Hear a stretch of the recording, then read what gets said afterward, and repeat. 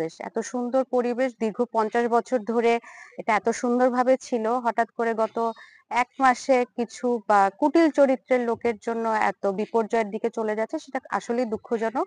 তো আমরা এখন প্রাইমারি যে ডিসিশনটা নিয়েছি সেটা হচ্ছে এখানে একটি বোর্ড লাগিয়ে দিব যে বন্যপ্রাণী সংরক্ষণ আইন ২০১২ অনুযায়ী যে কোনো ধরনের পরিযায়ী পাখি বা অন্যান্য ধরনের বিলুপ্তপ্রায় পাখি যেগুলো রয়েছে সেগুলো হচ্ছে নিধন করা একটি দণ্ডনীয় অপরাধ।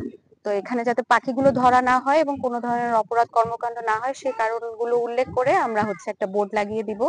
আমরা এই গ্রাম সহ কালাচানকান্দি গ্রাম সহ আশেপাশে যে সকল গ্রাম রয়েছে সেখানে আমরা মাইকিং এর ব্যবস্থা করব এবং রেগুলার মনিটরিং যাতে করা যায়, যেহেতু এখন একটি ওরকমই সিজন আসছে যেখানে আরো অতিথি পাখি আসবে, দেশীয় বিভিন্ন পাখি বক অন্যান্য প্রজাতির পাখিরা এখানে অভয়াশ্রম বলা চলে এখানে ঘুরতে আসবে তারা।